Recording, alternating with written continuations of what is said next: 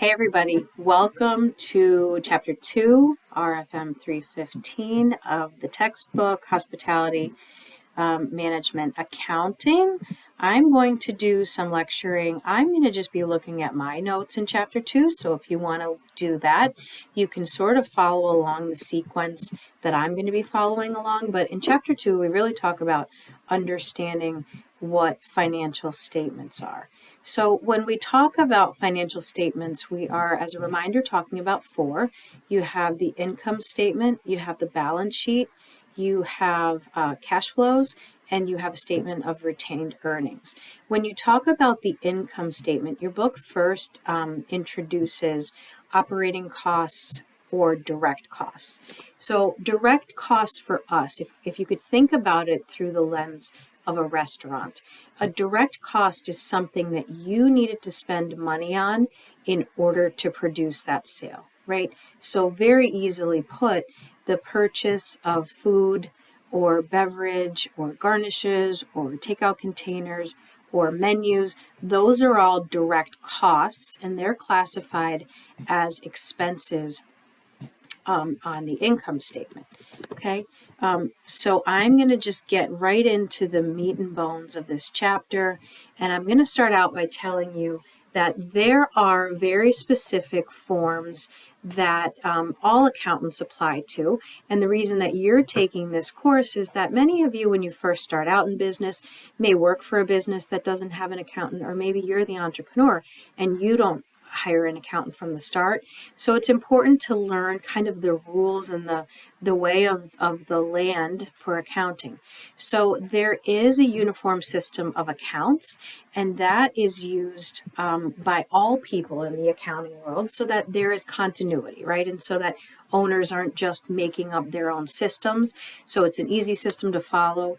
And, if you're going from job to job, hopefully not too quickly, but over the course of your career, you're speaking a common language when you're looking at these financial statements. So let's start with the balance sheet. The purpose of the balance sheet is to provide to owners and management at a specific point in time a picture of the financial condition of the business as an entity. And so what the balance sheet focuses on is really the structure of how that business is formed and operating, right? And so on the balance sheet, you have the categories of assets, and then you have liabilities, and you have shareholders' equity. The purpose of the income statement is to show the business performance really through the lens of profitability and how well the managers are doing operationally over a specific period of time.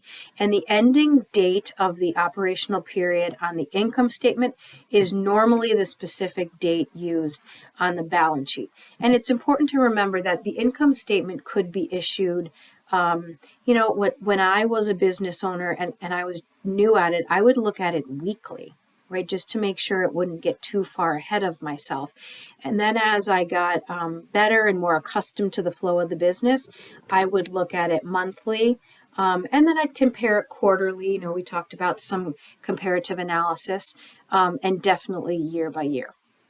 So let's talk a little bit more about the income statement. So we know that the income statement is going to give you all the sales revenue for that particular amount of time, and then it's going to give you all the expenses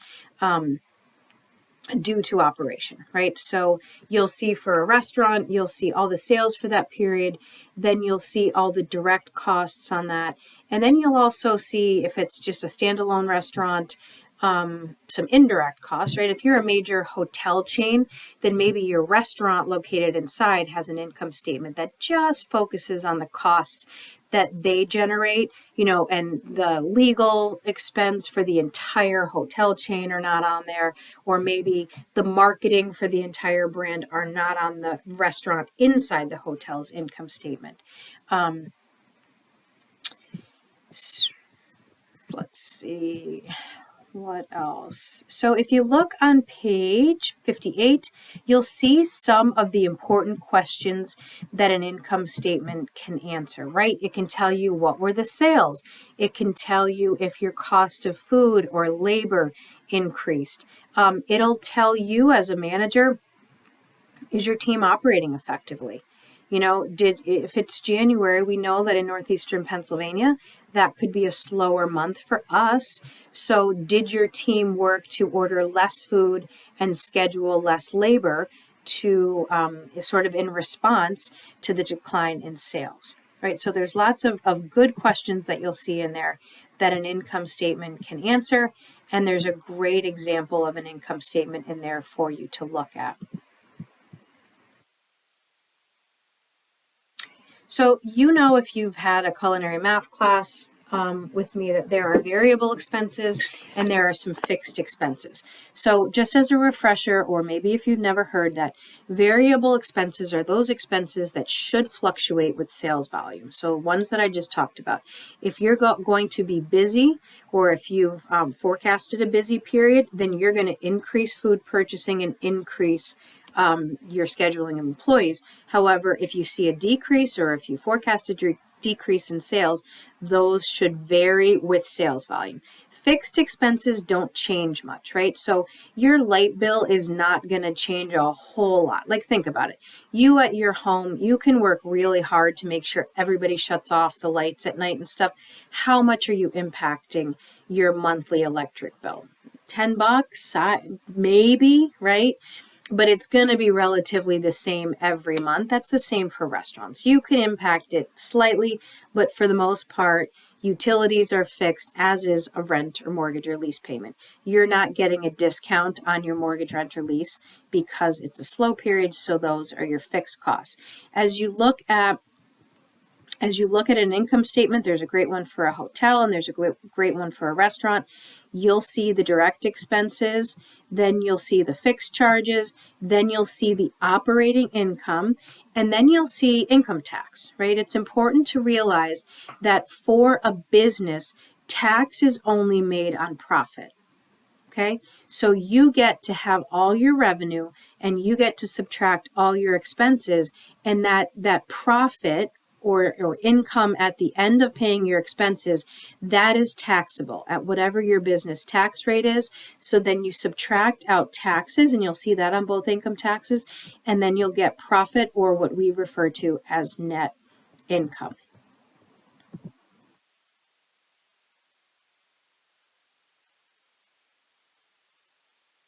All right, so let's think about how do you determine what your cost of sales were for that period. So I'm looking at page 63, and the way that you do this is you take the beginning inventory, right? The amount of food or beverage or whatever that you've purchased in order to produce sales.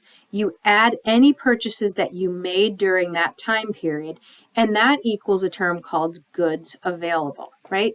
Then at the end of that week or month or year, you subtract out the ending inventory, what's left, right? Because you didn't use that to produce a sale. So you're going to hold on to that, hopefully, to produce a sale in the next period. And that equals your cost of sales. So that is the effective way to do cost of goods sold, or what we know as in culinary math, food cost, right? So there's a bunch of ways that you can do, you can look at inventory.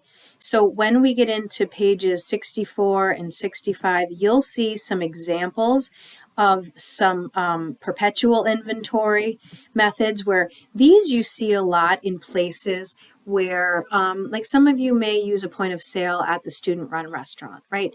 And if you do that, you might see that the dining room manager has programmed in how many, let's say for Blitz in the Bar, we were selling flannels. Well, we kept a perpetual inventory on that. We programmed in how many extra larges, mediums, and smalls we had. And then as we sold them, we put in the size and it backed that out of inventory. As we bought more, we added more into our point of sale system. So at any given point, I could pull a current inventory, a starting inventory, an inventory added, and then finally the cost of goods sold for that flannel. A lot of you are very familiar with FIFO. Restaurants love FIFO. It stands for first in and first out. This method of inventory control is great for restaurants because often we have perishable things, right? So if you use a lot of heavy cream and you have, a half a case left and the weekend is coming, so you get a case in, you know that you're getting down on the floor with the low boy, you're pulling that half a case of the old cream out, you're loading the new cream in the back, and then you're putting the older cream in the front. Why? Because it's going to have a more current expiration date, and you want to use that first so it doesn't go bad, right? So I think a lot of you are familiar with that, and there's a little example and explanation of FIFO on page 65. Where you can also see some help as you're doing some homework with some inventory costs and accounting there. So then when I go to page 66, if you're following along, there's a mention of a method of inventory control called last in, first out, or LIFO, okay? It works just as the name implies that it would. The newest or the last item received are the ones that we want to sell, first, leaving the oldest items in inventory. The reason for this is that sometimes you have inventory that's coming in that maybe it's not something that's perishable like food, and maybe in a time of high inflation like this, you paid a ton for these items, so you want to move this model and capture revenue for that before you moved the ones that you paid less for at an earlier time period. When you look at weighted average cost method, this is on page 67.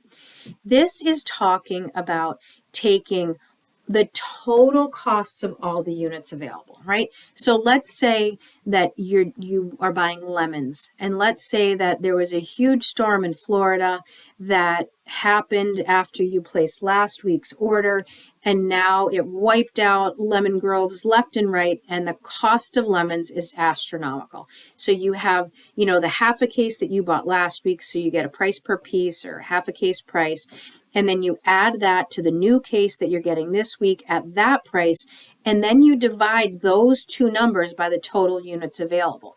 That's going to give you the average cost of each lemon or each case of lemons, right? It's going to take the price you paid at a cheaper cost, add it to the higher cost, divide by how many units are left of that, and that's going to give you the weighted average cost per unit.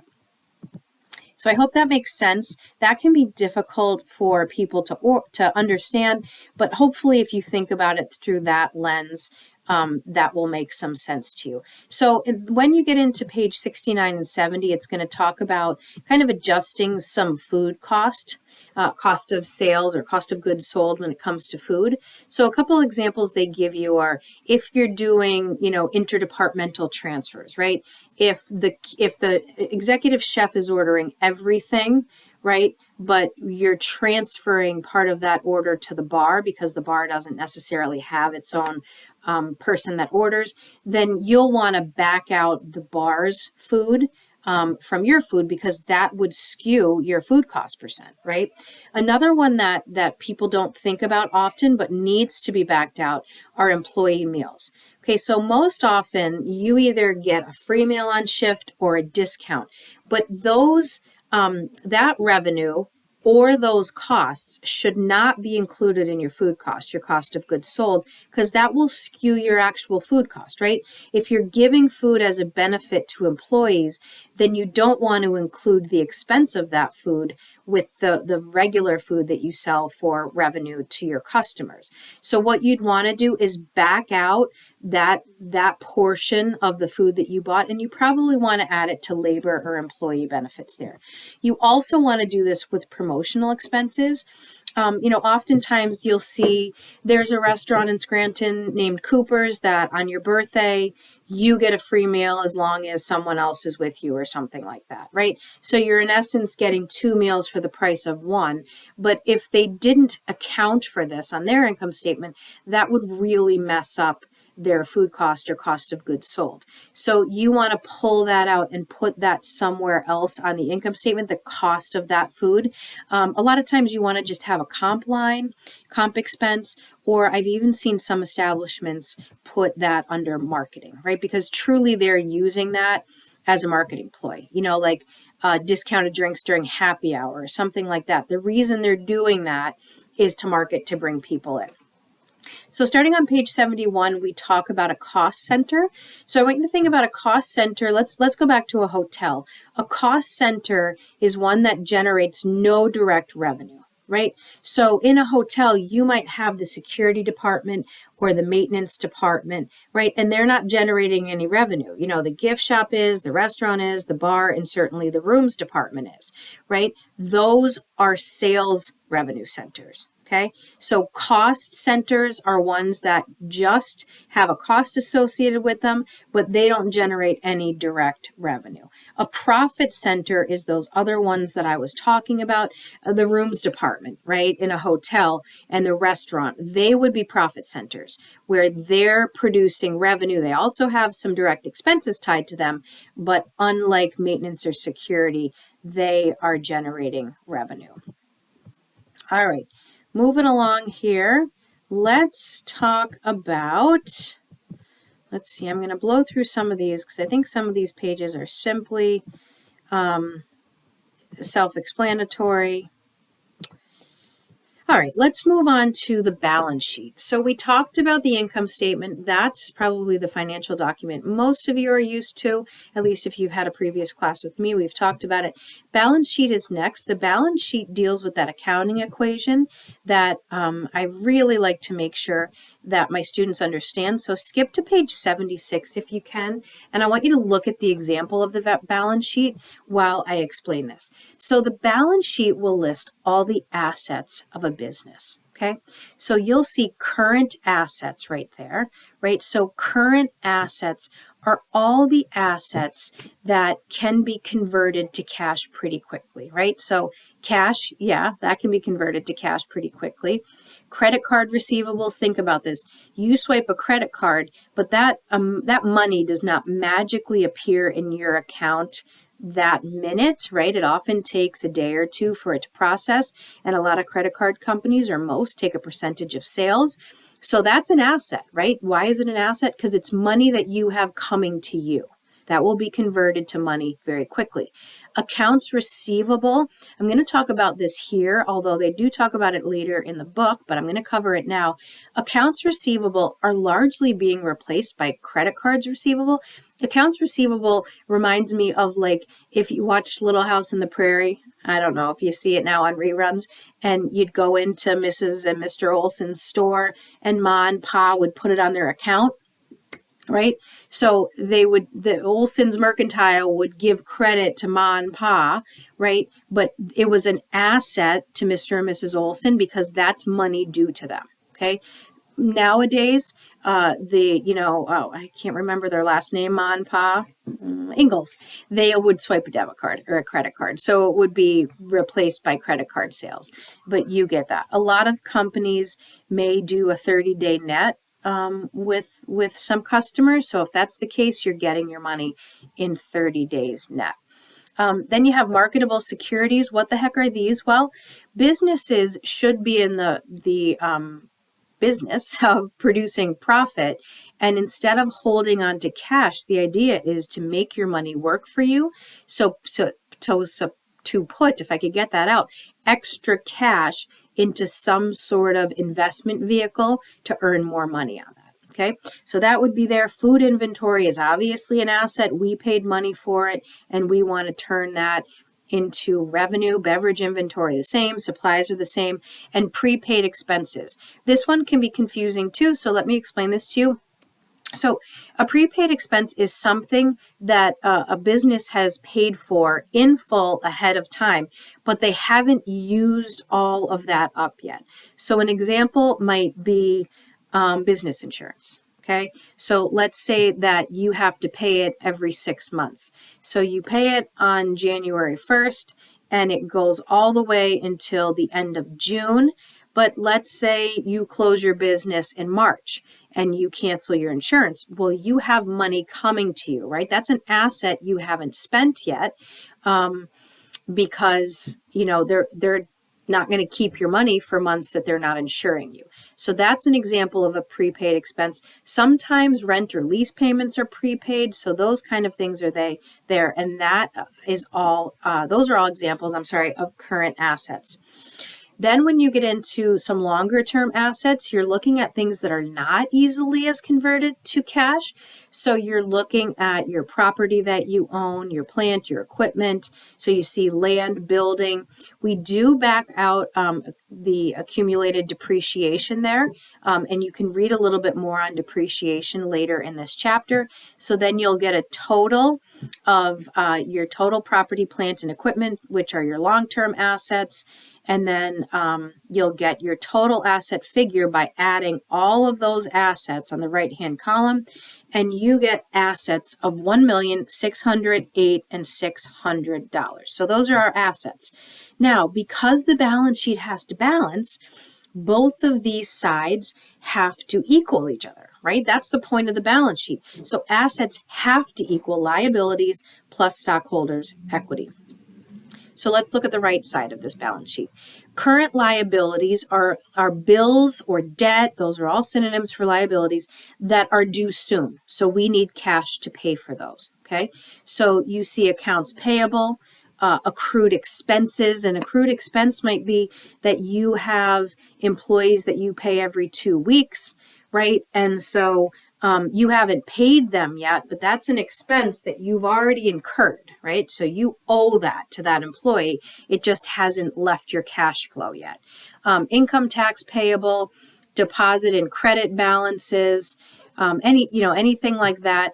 And then you look at the long-term liabilities.